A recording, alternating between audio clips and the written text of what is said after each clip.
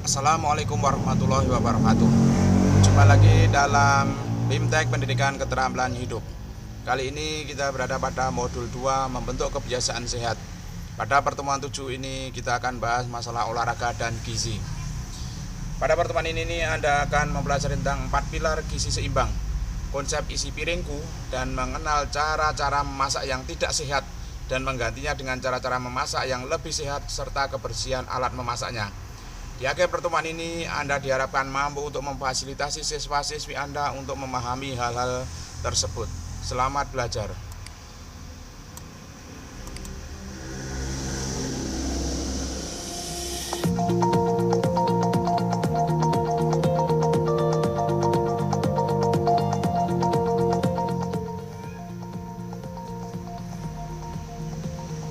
Panduan Kerja Guru, Pendidikan Keterampilan Hidup atau PKH, Pertemuan 7, Olahraga dan Gizi. Klik untuk melanjutkan.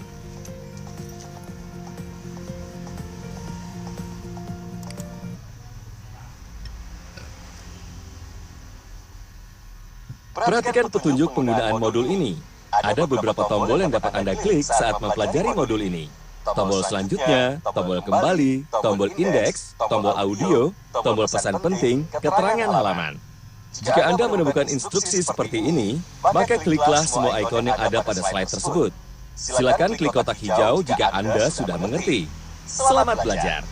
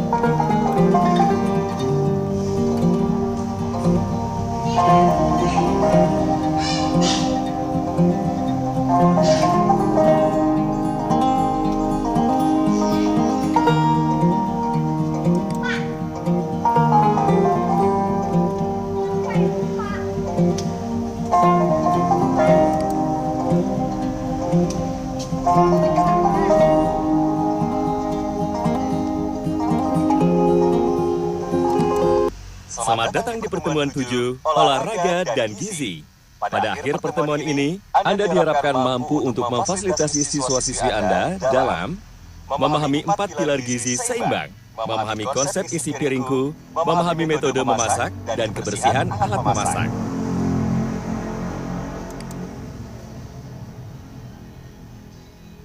Selamat siang, Bu Lulu.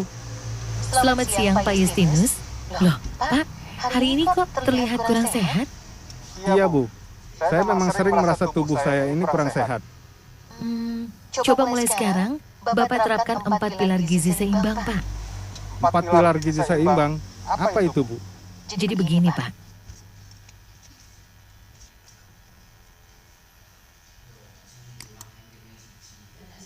Untuk memiliki tubuh yang sehat, kita harus menerapkan 4 pilar gizi seimbang, yaitu yang pertama, mengkonsumsi aneka ragam pangan dengan gizi yang seimbang. Lalu yang kedua, kita harus membiasakan perilaku hidup bersih, Pak. Nah, yang ketiga, kita juga harus rutin melakukan aktivitas fisik seperti berolahraga. Dan yang terakhir, kita wajib memantau berat badan setiap bulannya secara berkala. Klik setiap ikon untuk informasi lebih lanjut. Konsumsi aneka ragam pangan. Penting untuk mengonsumsi makanan yang bervariasi, karena tidak ada makanan yang mengandung seluruh jenis zat gizi yang dibutuhkan oleh tubuh. Agar tetap sehat, 5 jenis makanan yang perlu dikonsumsi adalah sayur-sayuran, makanan sumber karbohidrat, buah-buahan, makanan sumber lemak, dan protein. Membiasakan perilaku hidup bersih. Cara hidup yang bersih mengurangi risiko terkena infeksi yang dapat berpengaruh pada status nutrisi kita. Melakukan aktivitas fisik. Kegiatan fisik berguna untuk menjaga kebugaran tubuh, meningkatkan fungsi jantung, paru-paru, dan otot, serta mengurangi risiko obesitas. Kegiatan fisik harus berupa sesuatu yang menyenangkan untuk dilakukan, agar dapat dipastikan akan dilakukan secara berkala. Memantau berat badan secara teratur. Pengukuran terhadap berat badan yang sehat atau biasa disebut indeks massa tubuh, body mass index atau BMI, bertujuan untuk mengukur berat badan yang layak untuk tinggi badan tertentu sekaligus mengaitkannya dengan usia seseorang. Pak Justinus pasti sudah tahu, penting untuk memastikan bahwa kita memperoleh gizi yang seimbang dan cukup dalam upaya menjaga kesehatan. Dan untuk memperoleh nutrisi yang dibutuhkan oleh tubuh, kita disarankan untuk mengkonsumsi makanan-makanan yang bergizi setiap harinya. Untuk memperoleh makro dan mikronutrien yang dibutuhkan oleh tubuh, berikut adalah makanan yang disarankan untuk dikonsumsi setiap harinya. 3-4 porsi makanan pokok kaya karbohidrat, 3-4 porsi sayur-sayuran segar, 2-3 porsi buah-buahan segar, 2-4 porsi makanan sumber protein hewani dan nabati, dan air putih yang cukup.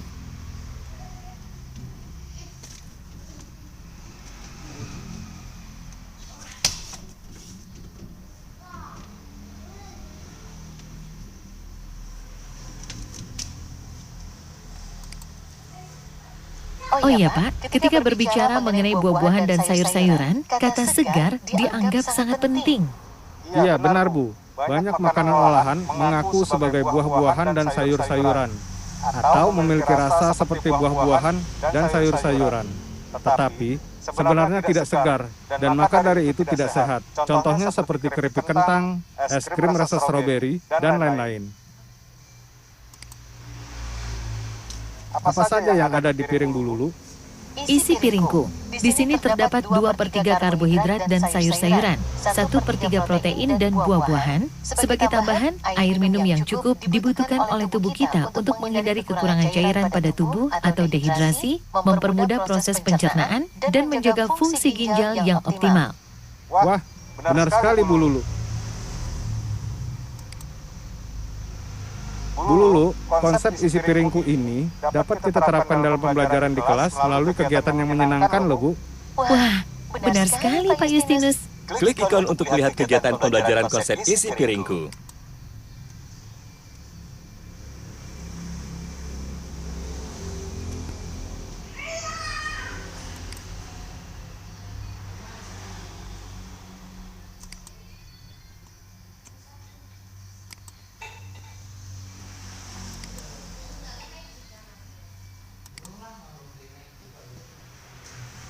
Selain mengkonsumsi makanan yang bervariasi, penting juga untuk memikirkan cara memasaknya dan apa saja yang ditambahkan di dalamnya, misalnya saus, bumbu, dan lain-lain, serta kebersihan alat yang digunakan untuk memasak yang juga berdampak pada nilai gizinya. Makanan yang awalnya sehat dapat menjadi tidak sehat karena ada tambahan-tambahan lain seperti lemak, gula, garam, serta proses pengolahan yang membuat makanan berubah atau berbeda dari bentuk asalnya. Benar sekali Bu. Bahkan jika kita terbiasa menambahkan hal-hal tersebut pada makanan kita, lama-lama justru menghilangkan rasa asli dari makanan tersebut. Di dalam metode memasak juga terdapat 3 tingkatan, yaitu buruk, lebih baik, dan terbaik.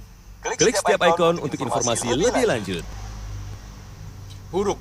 Cara masak yang buruk biasanya menggunakan tambahan lemak, gula, atau garam. Biasanya ketiga-tiganya sekaligus, atau diolah sedemikian rupa sehingga berubah atau berbeda dari bentuk awalnya. Makanan-makanan seperti ini seharusnya dikonsumsi sejarang mungkin, atau sebaiknya benar-benar dihindari.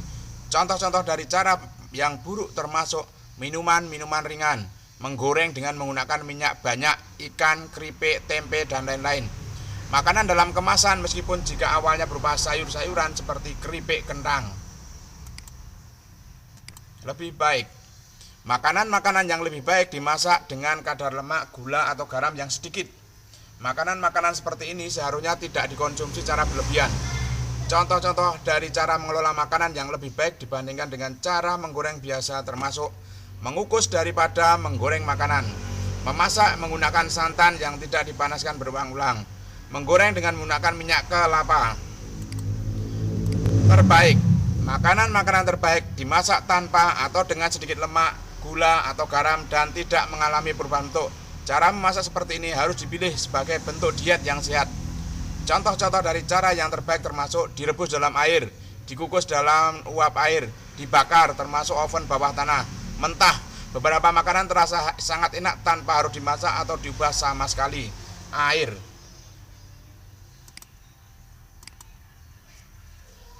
Untuk mengetahui bagaimana alur pembelajaran mengenai cara memasak, coba lihat referensi berikut. Klik ikon untuk melihat alur pembelajaran pada kegiatan cara memasak.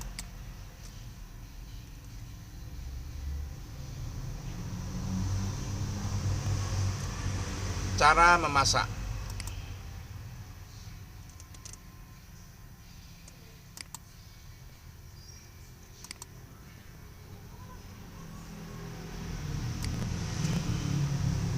Bagaimana? Apakah Anda sudah mengerti mengenai olahraga dan gizi? Jika sudah, kerjakan latihan pada slide selanjutnya.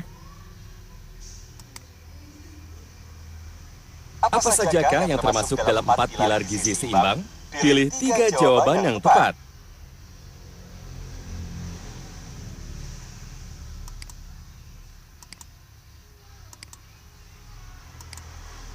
Membiasakan perilaku hidup bersih, melakukan aktivitas fisik, memantau berat badan. Berikut ini yang termasuk rekomendasi makanan yang baik untuk dikonsumsi setiap harinya adalah pilih 3 jawaban yang tepat.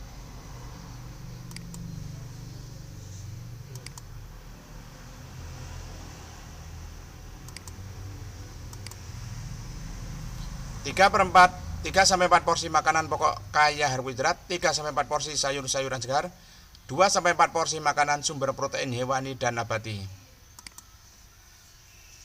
Berikut ini yang merupakan kelompok makanan terbaik adalah pilih 3 jawaban yang tepat.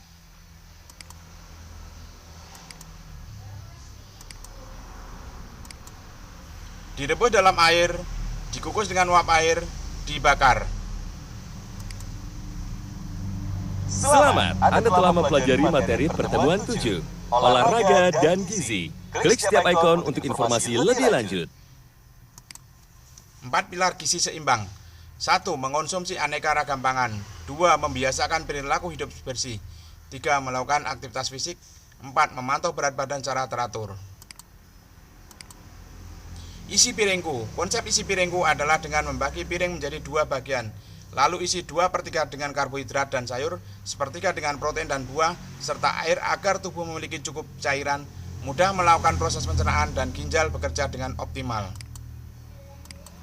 Cara memasak. Selain mengkonsumsi makanan yang bervariasi, penting juga untuk memikirkan cara memasaknya.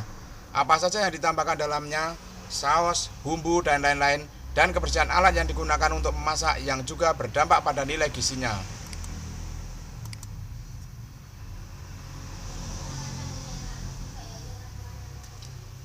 Demikian tadi pertemuan 7 olahraga dan gizi dari modul 2 membentuk kebiasaan sehat. Sekian, assalamualaikum warahmatullahi wabarakatuh.